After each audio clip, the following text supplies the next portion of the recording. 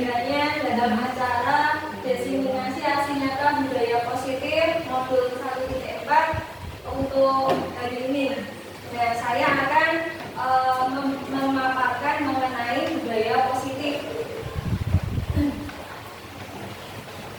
Oh iya, maaf lupaan. Sebelum kita mulai, marilah kita panjatkan doa dulu. Semoga acara hari ini diberikan kelancaran. Berdoa, dipersilakan.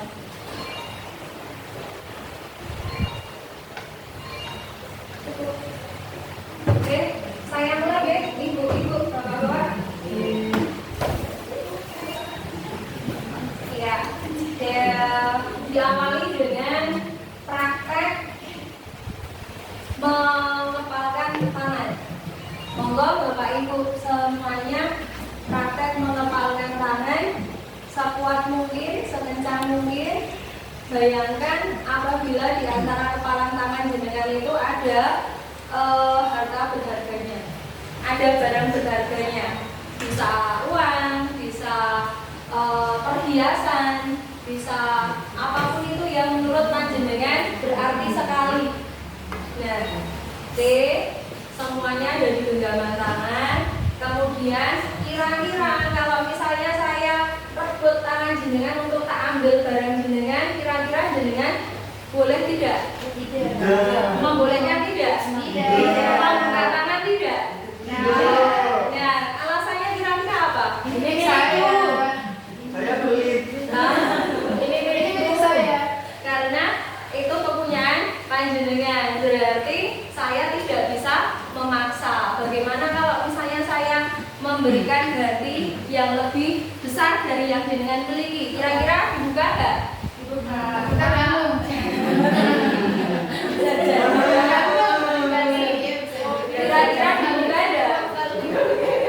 Tergantung. Tidak. Nah, kenapa kok tidak? Kenapa kok tidak? Misalnya saya ganti, misalnya jenengan bawa 100.000, saya ganti pakai 100.000 10. Bukan. Kira-kira dibuka. Nah, apa yang membedakan ketika tadi saya paksa belum ada 100 lembar merah-merahnya, 10 lembar, dengan ketika saya bilang ada 10 lembar merah-merah 100 ribuan dengan mau membuka. Yang membedakan apa? Jumlahnya, nilainya. Apa maksudnya? Rayuan dipaksa. Iya. Kalau yang 100.000 10 lembar mau ada dengan keikhlasan, kerelaan. Nah, intinya adalah yang memegang kendali atau kontrol adalah diri kita masing-masing, diri kita sendiri. Nah, berarti orang lain tidak bisa memberikan paksaan, kecuali apabila penggantinya itu menarik, ya enggak? Tapi tetap saja kembali lagi yang memutuskan membuka atau tidak genggaman tangan kita adalah diri kita sendiri. Oke, lanjut. Nah, ini adalah teori kontrol dari Dr. William Glasser. Teori kontrol ini, Dr. William Glasser itu beliau adalah seorang psikiater dan pendidik. Nah, beliau membuat teori yaitu namanya teori kontrol, meluruskan beberapa kesalahan konsep yang ada. Di antaranya adalah di dalam bidang pendidikan atau di lingkungan sekolah, kita punya gambaran bahwa kita mengontrol murid. Kita mengontrol murid, ilusi guru mengontrol murid. Yang kedua, bahwa semua penguatan positif, efektif dan bermanfaat. Yang ketiga, bahwa kritik dan membuat orang merasa bersalah dapat menguatkan karakter. Yang berikutnya adalah orang dewasa memiliki hak untuk memaksa. Yang pertama, ilusi guru mengontrol murid. Kira-kira kalau misalnya kita sebagai guru, kalau kita mengajar, kira-kira yang ada dalam pikiran kita apa? Yang kita berikan ke murid, harapannya apa? Murid manut. Murid mengikuti perintah atau aturan yang kita buat. Nah, murid patuh terhadap apa yang kita lakukan.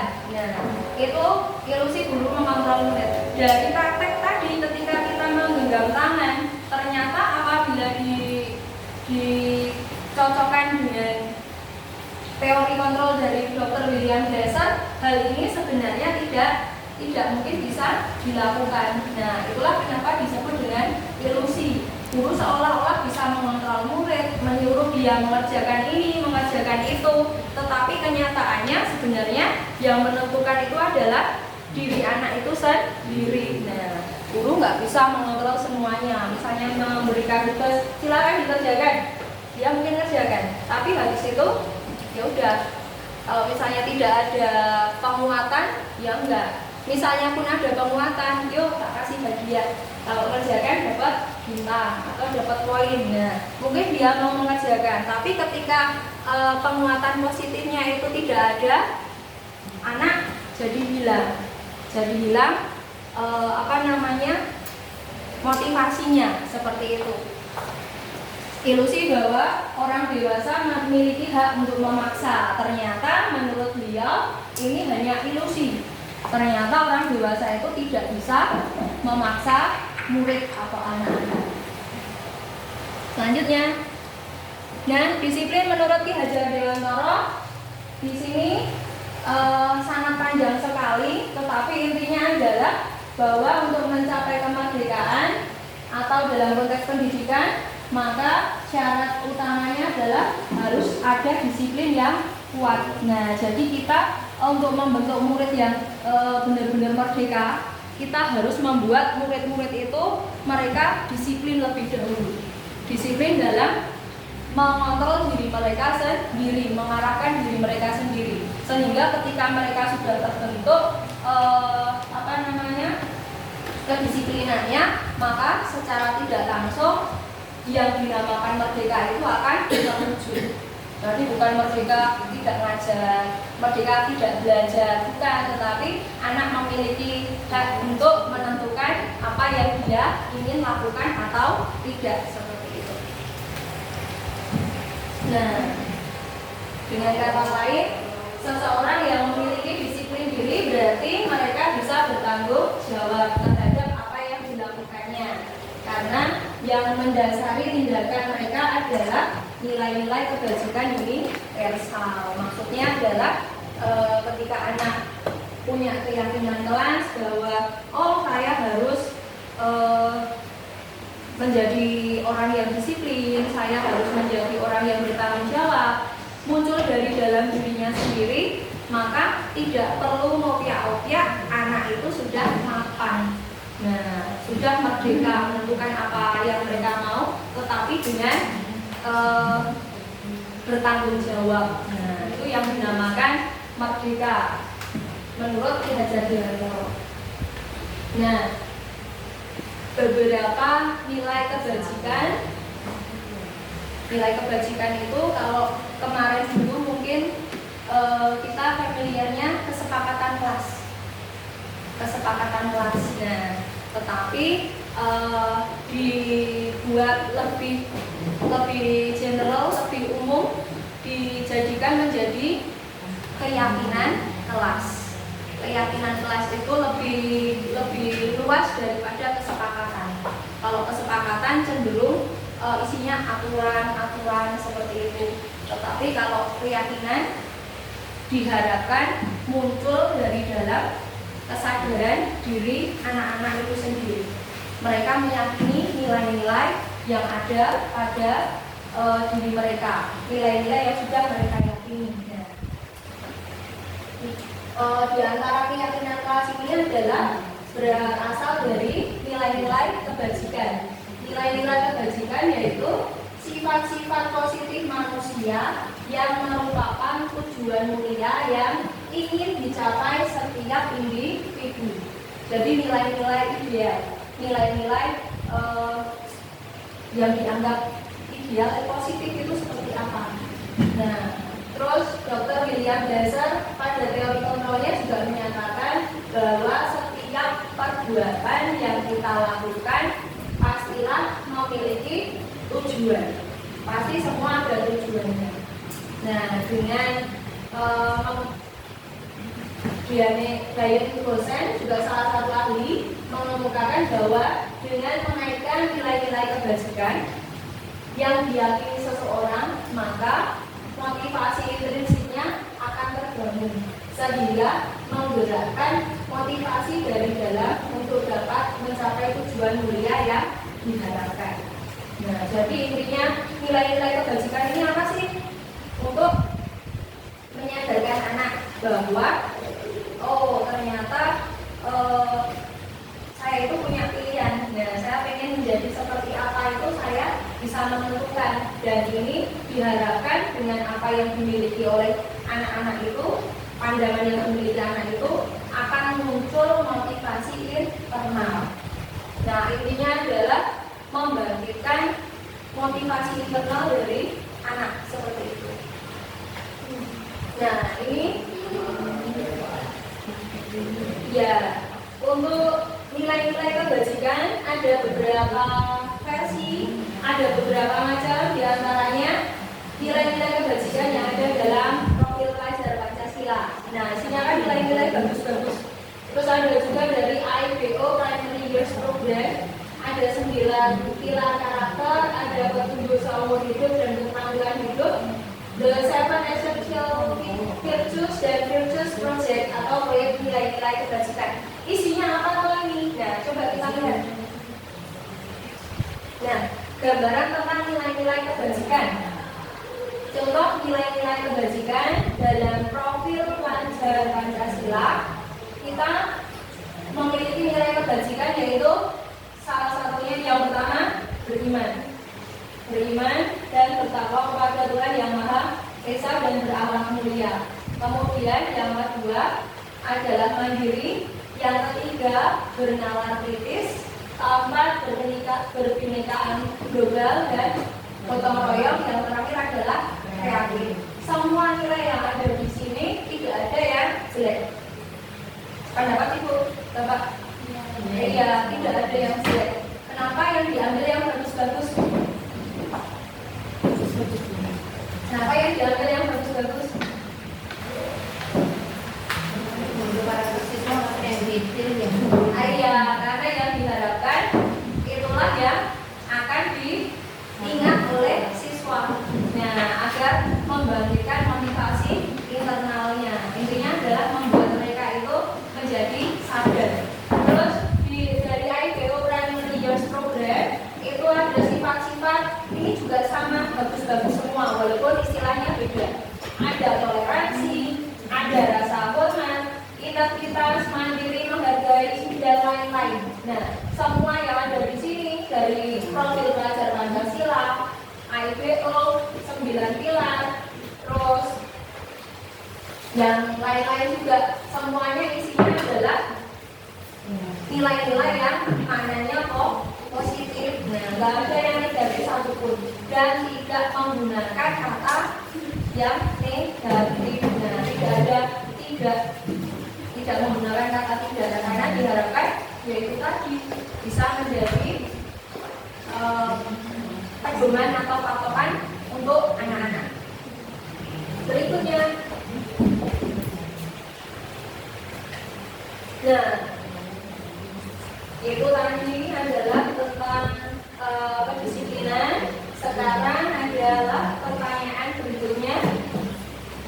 Monggo coba dipesani kemudian dijawab.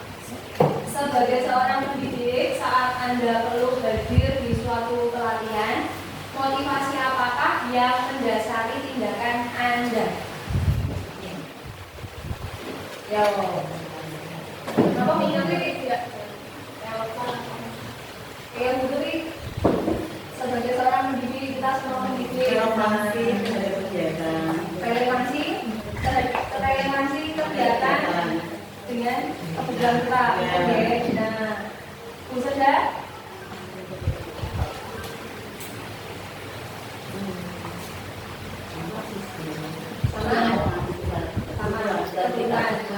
Bu Sofi, Mbak Linda, waktu.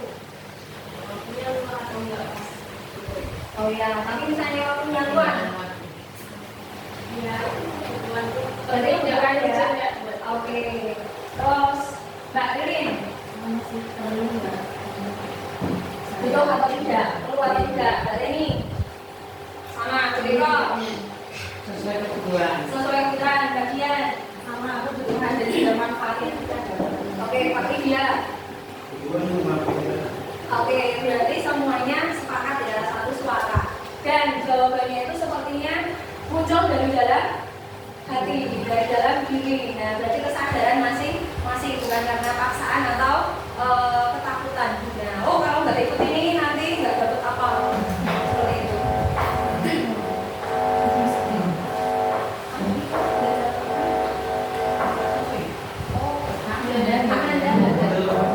Oh iya. Yang kedua, nah ini kalau jawabannya hadir karena tidak ingin ditegur oleh atasan, mengikuti pelatihan atau mengikuti kegiatan, motivasinya dan orang dia ya. Itu berarti motivasinya adalah menghindari ketidaknyamanan dan hukuman. Nah, berarti itu motivasinya adalah menghindari ketidaknyamanan dan hukuman. Kemudian, kalau misalnya panjenengan mengikuti pelatihan dengan tujuan untuk mendapatkan penghargaan atau penghargaan sebagai guru berprestasi atau kepala sekolah berprestasi, maka motifnya adalah mendapatkan imbalan atau penghargaan dari orang lain. Berarti bukan dari dirinya sendiri. Yang memang benar dari dirinya sendiri biar mendapatkan apresiasi dari orang, tetapi itu kan dari pihak luar, ya, dari motif eksternal. Yang terakhir, jika Anda ingin menjadi pembelajar sepanjang hayat, berusaha bertanggung jawab serta menghargai diri sendiri sebagai teladan, maka Anda sebagai pemimpin pembelajaran akan jadi panutan oleh lingkungan Anda. Maka hal itu adalah motivasi menghargai nilai-nilai kebajikan diri sendiri. Nah, dari ketiga motivasi ini tadi, menghindari ketidaknyamanan atau hukuman, yang kedua mendapatkan imbalan atau penghargaan dari orang lain, dan yang ketiga menghargai nilai-nilai kebajikan pada diri sendiri. Dari jawaban yang panjenengan tadi kumpulkan adalah bisa ditarik kesimpulan lebih ke yang ketiga. Nah, ketiga yaitu menghargai nilai-nilai kebajikan diri sendiri. Oh iya, itu aku perlu biar aku ini sesuai nggak untuk karir saya, misalnya untuk menunjang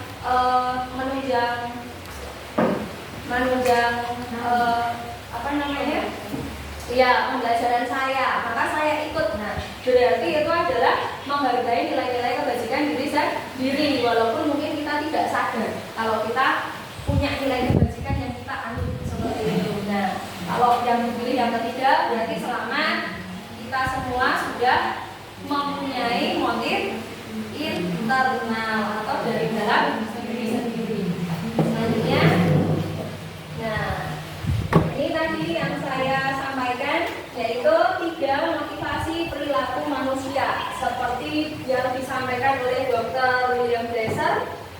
Semua tindakan pasti ada alasannya, entah baik, entah buruk, pasti ada alasannya. Nah, menurut beliau alasannya itu adalah 3 hal, yaitu menghindari ketidaknyamanan atau hukuman, mendapatkan imbalan, dan yang terakhir menghargai nilai kebajikan. Dan diharapkan dalam kondisi apapun itu, maka yang diutamakan adalah seyogianya kita atau anak yang kita bimbing itu memiliki poin yang ketiga. Jadi ketika kita melakukan pembelajaran, kita meminta anak mengerjakan, mereka itu mengerjakan karena mereka butuh, mereka merasa perlu. Oh iya, aku pengen pintar maka aku belajar, bukan karena mengharapkan bintang atau nilai 100 atau menghindari ketidaknyamanan. Oh, kalau misalnya tidak mengerjakan nanti tak hukum. Nah, kalau nggak mengerjakan Nah, kalau yang nomor 1 dan nomor 2 berarti dia motivasinya eksternal atau dari luar. Lanjut. Nah, disiplin yang sudah bermakna positif terbagi menjadi 2 bagian, yaitu disiplin dalam bentuk konsekuensi dan disiplin dalam bentuk restitusi. Nah, disiplin ada di sini kita belajar tentang hukuman, konsekuensi dan restitusi. Kalau misalnya diminta untuk memilih, kira-kira menurut panjenengan semua yang lebih menyenangkan itu yang mana? Antara hukuman, konsekuensi sama restitusi. Restitusi. Alasannya?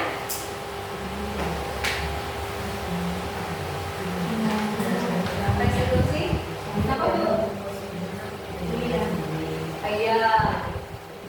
Karena ya anak diberikan kesempatan untuk unjuk diri, untuk mengemukakan pendapatnya. Nah, di sini di dalam penerapan disiplin, dibagi menjadi 2, yaitu ada konsekuensi dan ada restitusi.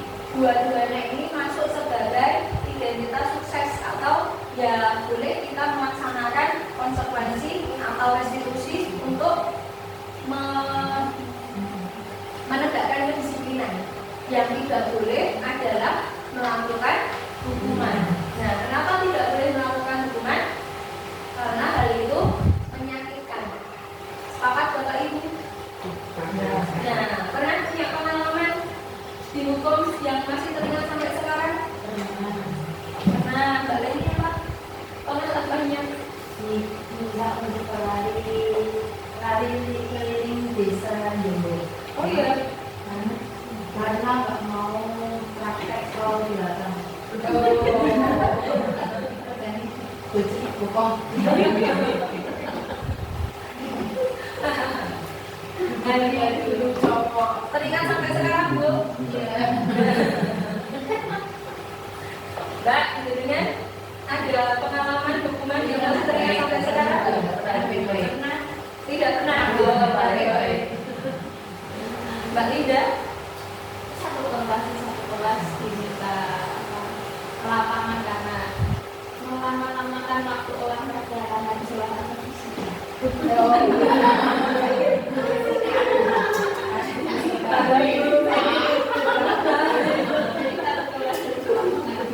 Iya. Nah, dan ketika kita menjalani hukuman, kira-kira menyenangkan tidak rasanya? Tidak. Nah, tapi saya pernah dihukum, tapi saya senang. Iya, karena rame-rame. Kalau sendiri nggak senang, tapi karena rame-rame jadi senang. Nah, dulu kan waktu SMP ada layatan orang tua atau orang tua sepertinya dari salah satu teman satu kelas yang meninggal. Kemudian kita layat bareng-bareng ke sana, belum ada HP. Yuk nanti habis itu layat pulang untuk tutoran biasanya sampai sore. Nah, ketika sampai di tempat layatan, kemudian kita buat kesepakatan dengan teman-teman. Wes masak balik, balik sekolahan, balik ke rumah. Akhirnya tidak ada seorang pun yang kembali ke sekolahan. Nah, besoknya ketika upacara bendera, kita semua disebut, yuk kelas 9A, kelas unggulan tapi melakukan perbuatan yang tidak boleh ditiru seperti itu. Tapi kita bangga karena kita melakukannya secara bersama-sama. Oke. Nah itu. Terus hukuman tidak nyaman untuk murid atau anak untuk jangka waktu panjang. Akibatnya adalah walaupun kita sudah dewasa, tetapi masih teringat, masih terasa sakitnya, nah masih terasa tidak nyaman. Nah, terus kalau hukuman, korbannya ya bisa jadi mendapatkan hukuman. Misalnya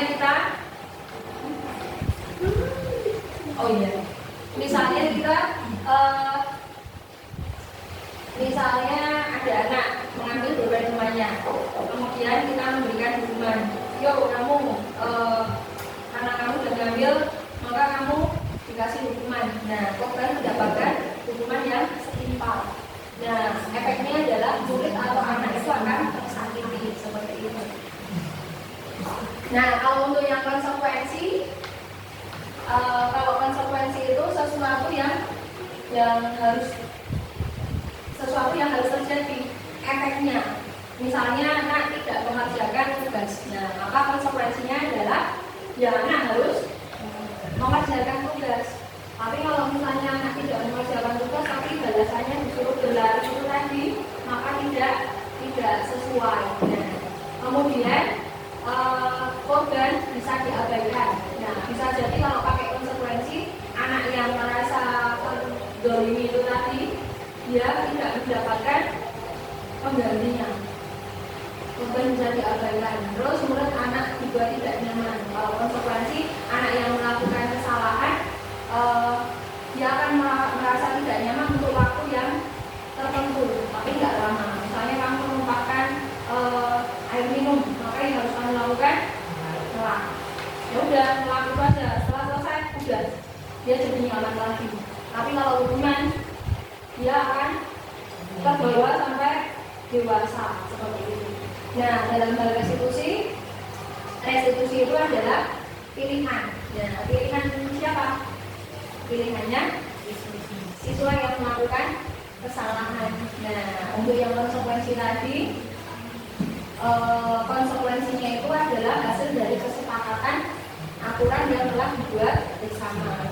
Tapi kalau restitusi itu dikembalikan kepada anak itu tadi. Ini fungsinya adalah menguatkan dalam jangka waktu panjang. Dia belajar dari kesalahannya, dia belajar untuk mencari solusi, memberikan solusi, mengemukakan pendapat, bertanggung jawab seperti itu. Nah, terus korbannya mendapatkan ganti rugi kalau dalam hal restitusi.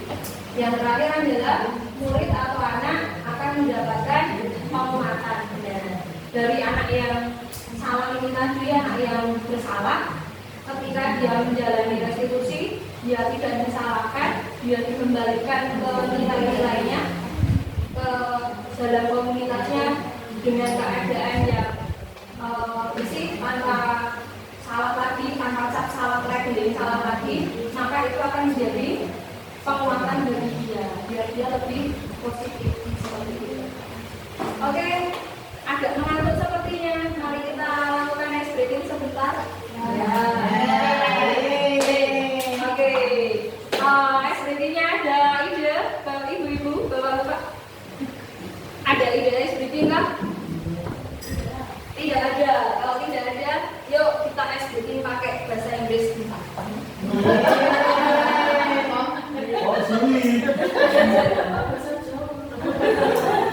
Kita ice breaking pakai bahasa Inggris sebentar ya. Oke, ini sudah saya sebarkan sebagai virus ke anak-anak. Ya, ice breakingnya adalah dengan menggunakan jari-jari. Nah, kita punya jari-jari. Di sini, di jari-jari kita ini bisa membentuk beberapa jenis binatang. Ketika kita menuju angka 1, maka yang terlihat ular. Selain ular,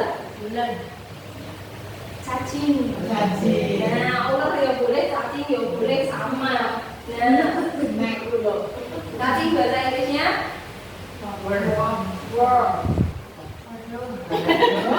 worm.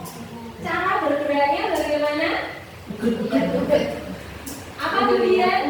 Apa ya Bu? Cara bergeraknya apa? Merayap.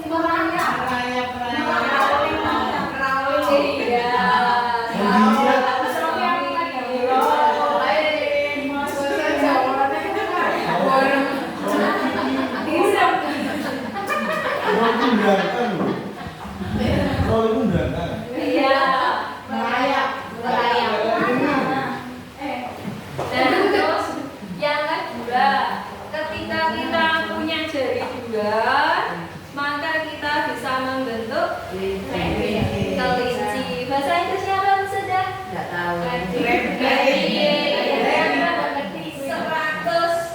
buat Bu Linda. Oke. How can it move? By jumping. Ya.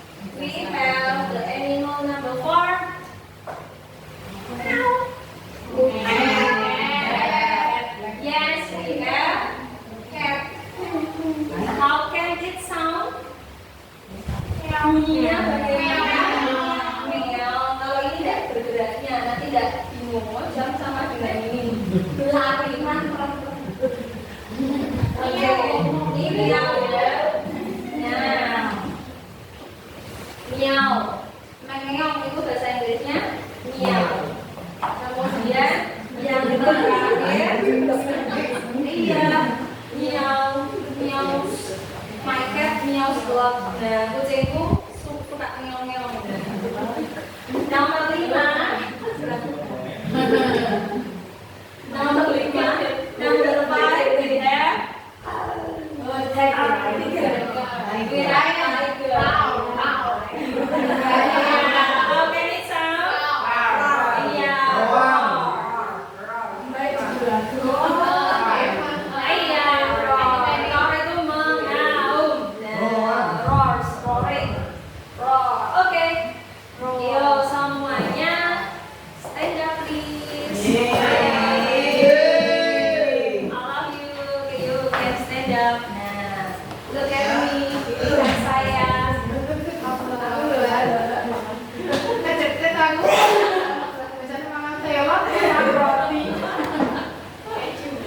Oke, iya, lihat saya. Nah, kita punya 5 binatang di sini. Kita mulai dari nomor 1. Nah, nomor berapa?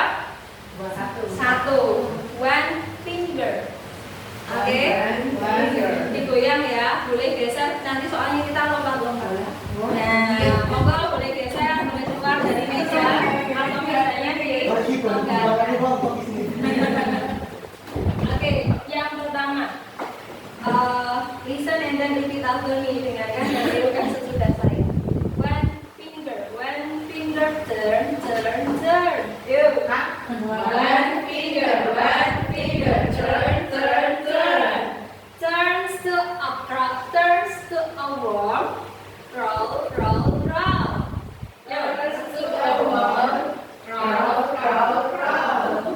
Two fingers, turn, turn, turn.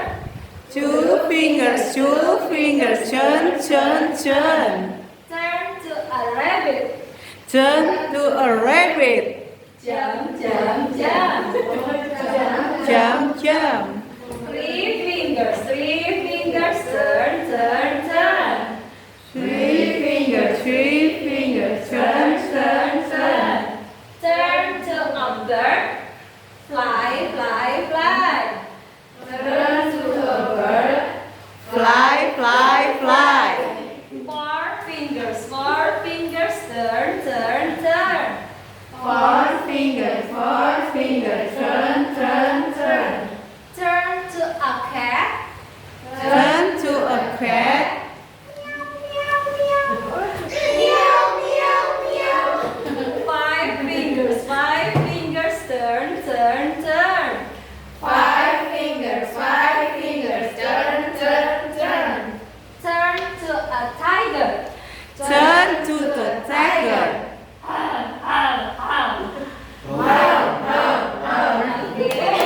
Yeay, tepuk tangan semuanya.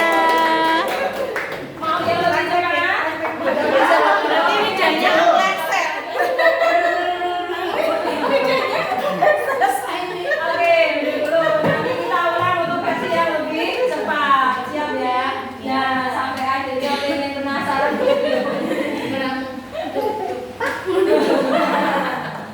harusnya sering kali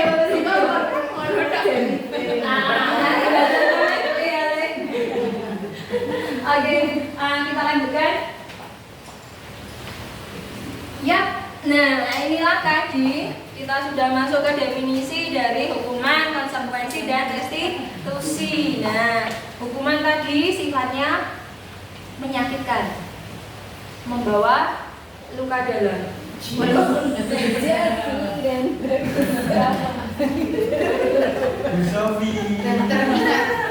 Iya, hukuman sifatnya tidak terencana atau tiba-tiba. Nah, kira-kira kalau misalnya kita mau memberikan hukuman ke anak, kira-kira kita pakai merencanakan dulu nggak? Iya tuh. Misalnya di rumah, oh nanti aku mau membuat dia dihukum. Dia mau tak hukum ini, gitu. Agak kan? Udah psycho. Iya, pastilah ketika pada saat itu anak melakukan hukuman, otomatis pada saat itu juga langsung kita eksekusi. Gimana? Iya, langsung dieksekusi. Ayo, yang tidak tertembak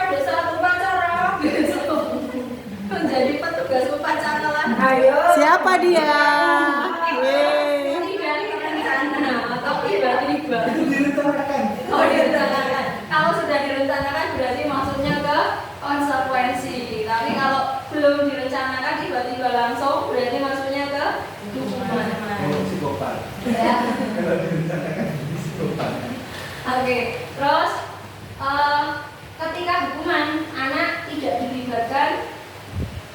dilibatkan dalam membuat aturan. Jadi dia ya udah langsung tidak tahu apa yang akan terjadi pada dirinya. Dulu kalau saya misalnya mau kemana, tetap. Lah, ini apa namanya? Nyebelin banget, buka kayak sepatu gitu langsung jalan. Iya, pada saat masih seperti Mbak Bian masih baru-baru. Tapi Sebelum dispo. Setelah agak lama saya jadi sudah tidak terlalu dan yang Ketapok, Pak. dan yang membuat saya itu terharu adalah ketika pada suatu hari ada murid saya, dia itu ngechat saya inbox di FB. Ya, laki-laki. Kan manggilnya Miss gitu ya. Miss Wiwi, ingat saya enggak?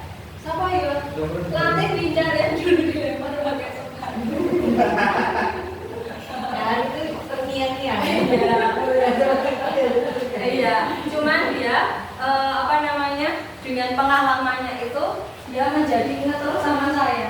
Tapi dia bisa senyum, bisa bisa ngajak guyonan. Nah, mungkin dia sudah tahu kenapa kok saya sampai lempar sepatu seperti itu. Tapi sekarang sudah tidak lagi. Nah, itu adalah tentang hukuman. Hukuman sifatnya satu arah. Kemudian dari pihak guru yang memberikan, murid hanya pasif atau hanya menerima hukuman. Kemudian tanpa melalui pengarahan dari guru baik sebelum atau sesudahnya. Hukuman bisa berupa fisik atau psikis. Dan ketika kita menyampaikan ke anak pakai kata-kata yang menyakitkan, itu juga termasuk kekerasan verbal, masuk ke dalam hukuman perbuatan atau kata-kata. Misalnya, kamu itu goblok banget sih. Nah, misalnya, tapi jangan sampai keluar kata-kata yang negatif seperti itu. Terus kemudian sementara disiplin dalam bentuk konsekuensi, bedanya dengan hukuman adalah kalau konsekuensi adalah hasil dari kesepakatan bersama. Nah, kesepakatan antara murid dan guru. Umumnya kalau bentuk-bentuk konsekuensi dibuat oleh guru dan murid sudah mengetahui sebelum konsekuensi itu akan diterima. Nah, seperti kasusnya Pak Widya kemarin, bentuk konsekuensi. Silahkan yang tertib upacaranya. Kalau tidak, maka besok yang akan menjadi petugas upacara adalah anak-anak yang kelasnya yang rame, dan itu anak sudah tahu. Nah, ketika mereka melakukan pelanggaran baik sadar ataupun tidak sadar, maka konsekuensinya harus diterima. Nah, pada konsekuensi murid tetap dibuat tidak nyaman untuk jangka waktu yang pendek. Setelah konsekuensinya selesai dilakukan atau diterima, maka ya sudah, maka rasa tidak nyaman itu menjadi hilang. Selanjutnya pada bagian restitusi. Restitusi itu intinya adalah menciptakan kondisi bagi murid agar memperbaiki kesalahannya. Kemudian setelah dia memperbaiki kesalahannya, mereka bisa kembali ke komunitasnya dengan bersih lagi atau tanpa embel-embel kesalahan itu tadi. Nah, jadi sudah tidak diungkit-ungkit kesalahannya. Restitusi fungsinya bukan untuk menebus kesalahan, tapi untuk belajar dari kesalahan. Bukan menebus kesalahan, tapi untuk belajar dari kesalahan. Oh, saya sudah melakukan ini, maka apa yang sebaiknya kamu lakukan? Sebaiknya kamu mengganti apa yang saya rusakkan misalnya. Nah, itu adalah belajar dari kesalahan. Restitusi fungsinya memperbaiki hubungan.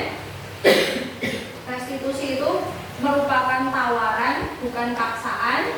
Restitusi menuntun kepada anak-anak atau kepada kita untuk melihat ke dalam diri, nah, agar lebih mengintrospeksi diri. Nah, restitusi mencari kebutuhan dasar yang mendasari tindakan. Restitusi adalah cara yang dianggap paling baik. Restitusi fokus pada karakter, bukan pada tindakan. Dalam restitusi, murid belajar untuk mengubah kebiasaan dari yang tadinya cenderung mengomentari orang lain menjadi fokus untuk mengomentari dirinya sendiri. Nah, coba di sini ada beberapa soal. Nah, coba panjenengan tentukan apakah dia termasuk hukuman ataukah konsekuensi. Yang pertama, Hukuman. mencatat 100 kali di dalam buku kalimat saya tidak akan terlambat lagi karena terlambat ke sekolah. Hukuman. Yang kedua, lari mengelilingi lapangan basket 2 kali. Hukuman. 3, membersihkan coretan yang dibuatnya di meja. Konsekuensi. Oke, murid diminta pusat 15 kali karena tidak masker. Menggantikan kertas tugas teman yang telah tercoret. Konsekuensi. Berjemur di lapangan basket jam 12 siang. Hukuman. Keluar masker. Berjemur. Oh iya. Murid diminta bertelanjang kaki sepanjang hari karena tidak pakai sepatu warna hitam. Hukuman. Berdiri di depan kelas sambil mengangkat kaki satu. Hukuman. Membersihkan tumpahan air di meja tulis karena tersenggol. Konsekuensi. Oke. Duduk di bangku di pinggir lapangan pada saat istirahat, tidak diizinkan bermain oleh guru piket karena mencederai teman saat bermain di lapangan. Hukuman atau konsekuensi?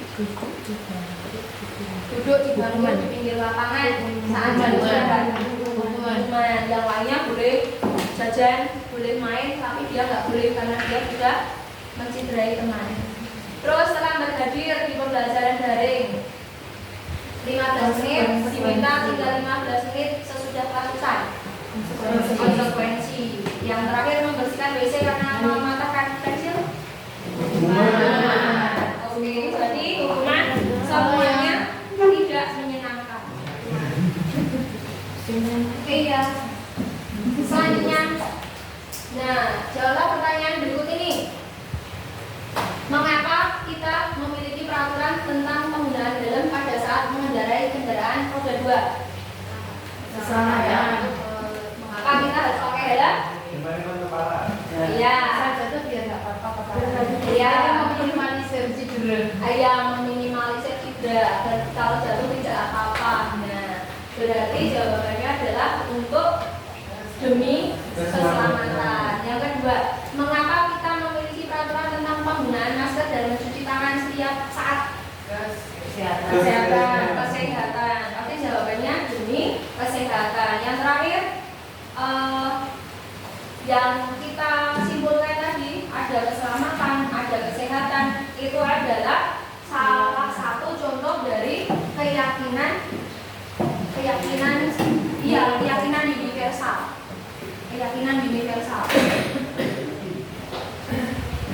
Ini sebagai suatu keyakinan. Keyakinan adalah nilai-nilai kebajikan universal yang disepakati secara tersirat dan tersurat lepas dari latar belakang suku, negara, bahasa maupun agama. Nah, sekarang kita masuk ke poin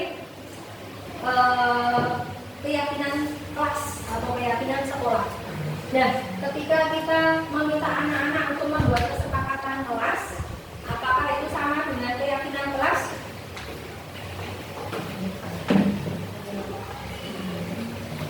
Kesepakatan kelas contohnya apa?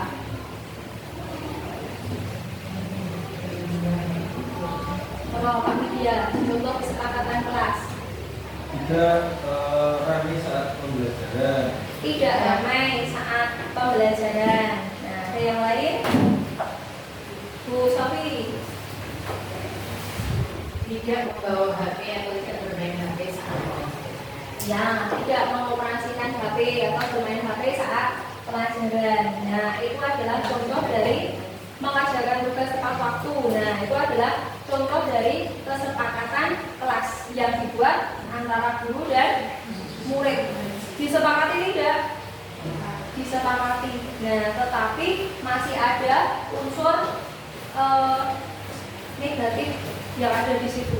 Ketika kita menggunakan kata-kata yang bermakna negatif, namanya tidak boleh bermain HP. Nah, dilarang. Maka kok kayak banyak aturan sekali. Nah, biasanya kalau misalnya kita dilarang, kita akan malah penasaran dan malah mencoba atau melakukannya. Oleh karena itu dibentuklah yang dinamakan keyakinan kelas. Keyakinan kelas itu ya hampir sama, tapi beda sih dengan kesepakatan kelas. Kalau keyakinan kelas itu lebih pada sifatnya abstrak, sifatnya berupa kata-kata sifat, kata benda atau kata sifat yang abstrak. Dia lebih abstrak daripada peraturan dan lebih rinci dan lebih konkret. Nah, keyakinan kelas berupa pernyataan-pernyataan yang universal atau secara umum. Nah, pernyataan keyakinan kelas selalu dibentuk dengan kalimat yang positif, jadi tidak menerima yang negatif. Keyakinan kelas hendaknya tidak terlalu banyak. Kenapa kok tidak boleh terlalu banyak? Agar intinya kalau dispo itu sebenarnya membangkitkan kesadaran internal. Nah, jadi kalau misalnya intinya atau isinya adalah hal yang negatif, maka motivasi internalnya mungkin nggak akan tumbuh. Tapi kalau dengan keyakinan kelas diberikan yang pemahaman yang positif, harapannya adalah dia akan terbentuk muncul dari dirinya sendiri. Nah, dan ini makanya keyakinan kelas hendaknya tidak terlalu banyak.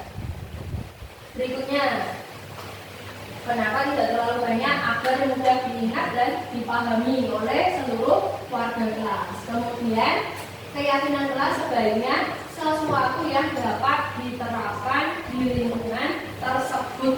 Nah, kalau misalnya kita di kelas, kan tidak mungkin kita membahasnya sesuatu hal yang di jalan raya. Oke, nah, misalnya ada harus pakai cuci tangan, melepas sepatu. Nah, itu kan masih ada korelasinya dengan kelas. Tapi kalau misalnya pakai helm ketika kamu bepergian, nah itu kan sepertinya tidak masuk. Nah, untuk konteks kelas, semua warga hendaknya itu berkontribusi dalam pembuatan keyakinan kelas lewat kegiatan curah pendapat. Nah, jadi kegiatan pembentukan keyakinan kelas ini didapatkan dari hasil diskusi bersama anak-anak. Jadi bukan dari guru.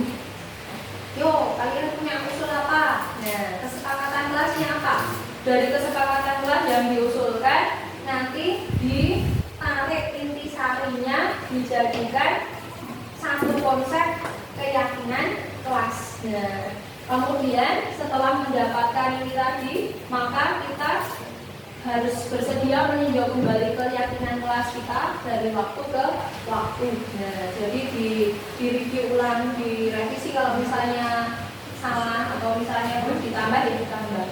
Contoh nilai kebajikan yaitu seperti keadilan, kehormatan, peduli, integritas, kejujuran, pelayanan, keamanan, kesabaran, tanggung jawab, dan lain-lain. Nah, semua maknanya positif. Nah, ini prosedur pembentukan keyakinan kelas. Nah, cara kita membentuk atau membuat keyakinan kelas caranya bagaimana? Yang pertama, melakukan curah pendapat. Nah, tentang peraturan yang perlu disepakati di kelas. Kemudian Yang kedua, mencatat semua masukan para murid atau warga sekolah di papan tulis atau di kertas sisa, biar semuanya bisa melihat. Yang ketiga, menyusun keyakinan kelas sesuai prosedur pembentukan keyakinan kelas. Berikutnya adalah mengganti kalimat yang nadanya negatif menjadi yang positif. Contohnya, jangan berlari di kelas atau koridor, maka kalimat positifnya haruslah menjadi berjalanlah di kelas atau di koridor. Terus tinjau kembali daftar curah pendapat yang sudah dicatat. Nah, setelah selesai dibuat, semua diminta atau dipersilakan untuk meninjau ulang dan menandatangani keyakinan kelas. Nah, contoh nomor di sini ada peraturan. Nah, ada kolom yang bisa kita isi bersama-sama. Untuk kolom yang pertama, peraturannya adalah kembalikan barang ke tempatnya. Nilai kebajikan yang ketujuh apa kira-kira? Disiplin. Yang kedua, dilarang mengganggu orang lain. Dilarang mengganggu orang lain. Menghargai. Bertoleransi. Bisa masuk? Ya. Hadir di sekolah 15 menit sebelum pembelajaran mulai. Kedisiplinan. Dilarang melakukan kekerasan. Menghargai, bisa menghormati. Dilarang menggunakan narkoba. Kesehatan. Pergantian atau menunggu giliran. Disiplin. Menghargai juga bisa. Menghargai. Oke. Dilarang merokok. Kesehatan. Menggunakan masker. Kesehatan. Berjalan di kelas dan koridor. Keselamatan. Bisa. Ketertiban. Bisa ketertiban, keselamatan, bisa masuk ya. Nah, itu tadi adalah contoh cara kita untuk menarik keyakinan kelas dari kesepakatan kelas yang kita buat bersama anak-anak. Kalau di sini tadi masih ada negatifnya, dilarang, tidak boleh. Tapi dalam keyakinan kelas yang diambil adalah nilai kebersihannya, jadi nilai positifnya. Contoh.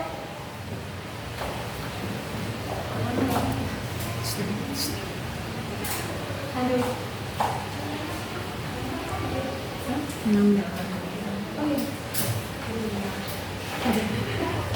Iya, contoh keyakinan kelas, padahal masih banyak sekali.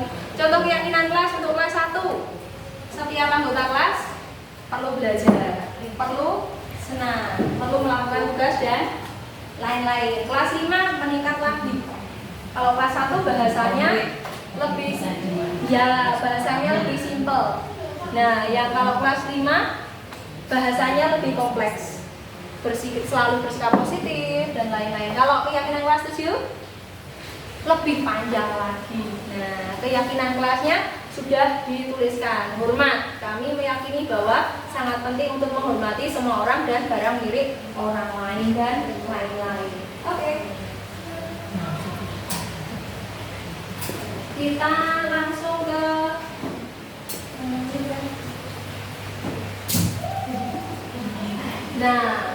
langsung ke posisi kontrol ya. Yap. Langsung ke posisi kontrol saja. Bacalah kasus-kasus di bawah ini dan cobalah jawab pertanyaan yang tersedia. Nah, Tisa dan Hana dipanggil masuk ke ruangan Ibu Dewi, kepala sekolah. Ibu Dewi baru saja mendapat pengaduan dari Ibu Tisa bahwa Hana menggunakan kata-kata kasar dan merendahkan Tisa di sosial media. Ini ada 2 kasus. Pertanyaannya adalah, bila Anda adalah seorang kepala sekolah, penerapan disiplin apakah yang akan Anda lakukan untuk kasus Hana dan kasus Anto? Mengapa?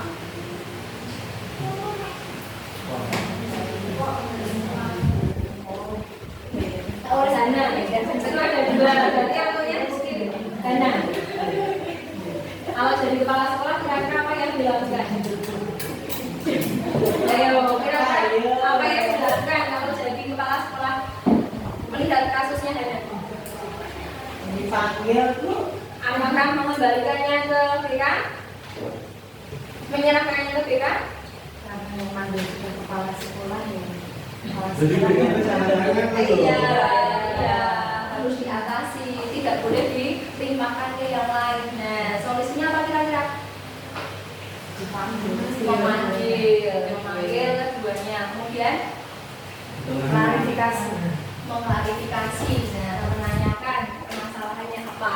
Oke. Makasih. Nah, prinsip posisi kontrol.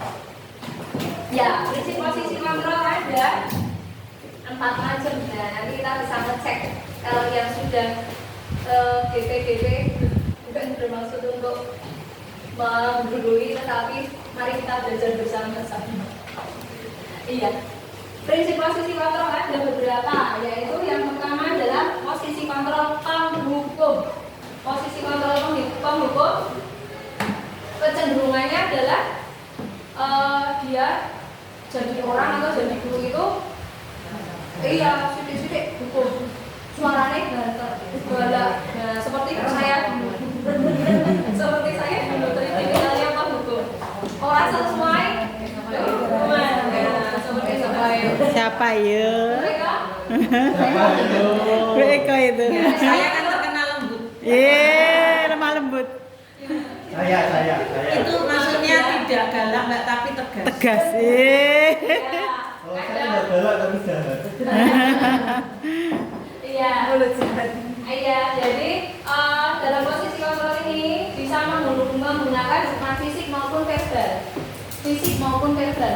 Enggak harus pakai tangan, tapi pakai mulut juga masuk. Sakit. Iya, sakitnya itu di sini. Betul, sakitnya itu di sini. Nah, contoh, kamu selalu saja salah. Kayak gini aja nggak bisa. Nah, itu masuk ke kekerasan. Sumber orang saja nih. Itu masuk ke kekerasan verbal maupun secara Tunjuk barang gitu. Nah, apalagi jarinya gini. Saya kalau sedang berkomunikasi dengan Mbak Tuti, Mbak, itu tanganmu ini gitu. Padahal saya tidak bermaksud apa-apa, tapi tangannya kayaknya trauma gitu. Ada trauma. Nah, iya, yang berikutnya guru seperti ini senantiasa percaya hanya ada satu cara agar pembelajaran bisa berhasil, yaitu cara dia. Caranya dia. Nek orang sesuai dengan caranya dia salah. Nah, apakah ada di sini? Ada. Saya.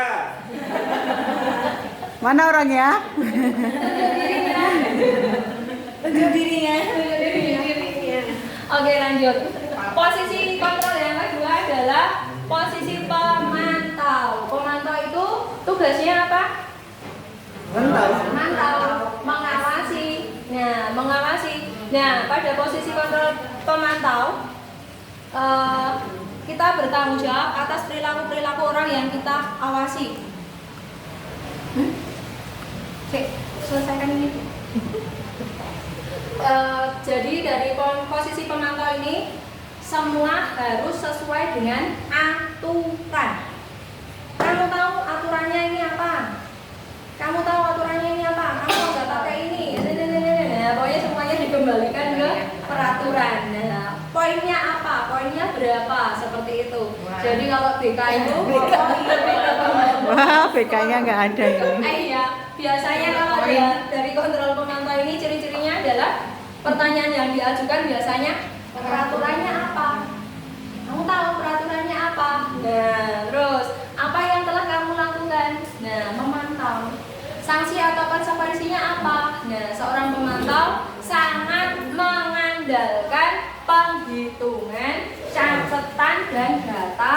Nah, ini berarti dengan BK. Iya, berarti Basis harusnya data. Kalau sesuai dengan ini, BK itu harusnya tidak usah menjadi ini. Harusnya pakai restitusi aja, nggak ada catatan dulu. Harus itu ya. Iya, kalau sesuai dengan ini loh ya. Nah, kemudian posisi ini akan menggunakan stiker, slip catatan, daftar cek. Nah, ini posisi pemantau ini asal mulanya adalah dari teori stimulus respon. Kalau saya beri stimulasi, responmu seperti apa? Seperti ini. Selanjutnya, nah, loh, kok terang ya? Oh iya, sorry, kelewatan. Yang pertama adalah penghukum. Penghukum tadi sudah. Yang kedua, membuat rasa bersalah. Kontrol membuat rasa bersalah itu kita yang kita minta dikasihani. Nah, kita menolak sama anak. Kamu gak kasihan sama ibu, itu udah capek-capek menangkan, tapi kamu malah biasanya meminta simpati, merengek-rengek. Nah, ini masuk ke posisi kontrol membuat rasa bersalah.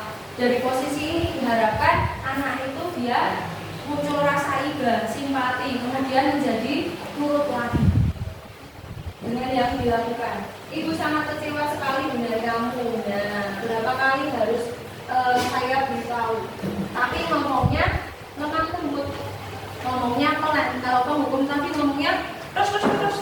Tapi kalau membuat rasa bersalah, Aku lembut. kalau kontrol membuat rasa bersalah, intonasinya, nadanya lemah lembut. Nah, memelas, nadanya memelas. Contohnya, ini kalau misalnya kita baca secara posisi kontrol penghukum, maka intonasinya menjadi kasih tanda penuh. Kasih tanda penuh menjadi ibu sangat kecewa sekali sama kamu. Iya, tapi kalau kita menjadi peran kontrol rasa bersalah, nadanya berubah. Ibu sangat kecewa sekali loh sama kamu. Karena mengharapkan ya muridnya itu bersimpati. Nah, oke, kita di posisi ini murid akan memiliki penilaian diri yang buruk tentang diri mereka sendiri. Dia merasa tidak berharga dan telah mengecewakan orang-orang yang disayanginya. Posisi teman, guru memposisikan diri sebagai teman. Boleh nggak? Ya, boleh. Boleh. Tapi ada plus minusnya. Plusnya kita bisa dekat dengan anak-anak. Minusnya anak-anak jadi ketergantungan sama kita. Tenang, ada kemudian. Tenang, nanti dibantu kemudian. Dan setiap ada apa-apa, dia mengandalkan gurunya yang posisi teman itu. Nah, seperti itu. Ayo bantulah diri bapak ya. Nah, ayo ingat tidak bantuan bapak selama ini. Nah, jadi kayak kurang terus. Terus yang terakhir adalah posisi kontrol manajer.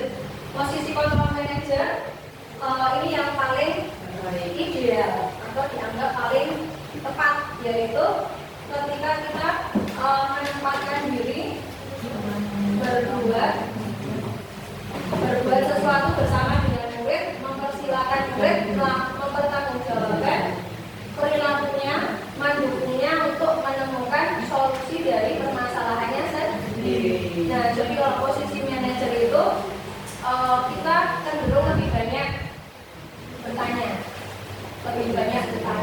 Terus komen bertanya biar anak itu yang banyak ngomong, bukan kita yang kebanyakan ngomong. Nah, seperti itu. Jadi Dan kita yang kebanyakan ngomong ya. Itu posisi kontrol manager. Jadi kebanyakan memberikan pertanyaan-pertanyaan biar anak-anaknya jadi asli. Oke, ya. Ini sudah. Ini contohnya. Iya. Nah, ini satu lagi yang paling pokok, paling penting adalah segitiga restitusi.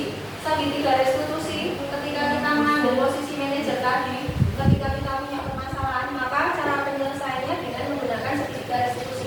Ada 3 langkah yang harus dilakukan, tidak harus urut, caranya bebas.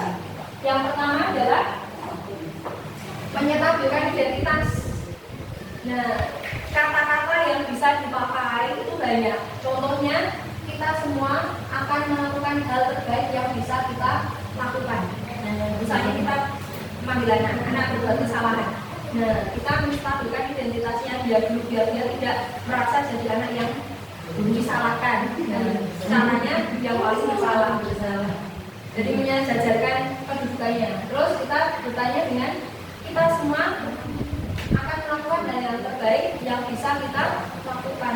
Nah, ini taburan identitas. Terus yang kedua, memvalidasi tindakan yang salah dengan cara biasanya kita pakai semua pernah melakukan kesalahan. Nah, semua perilaku punya alasan. Dan yang terakhir, menanyakan keyakinan. Nah, ini tadi yang sudah kita pelajari tentang keyakinan kelas. Kita semua memiliki motivasi internal. Yo, keyakinan kelasnya apa? Kalau kamu ambil barang dari temanmu, saya menjual buku, padahal harus menghargai. Nah, apa yang kamu lakukan? Nah, ini segitiganya bentuknya seperti ini. Nah, ini contoh-contohnya.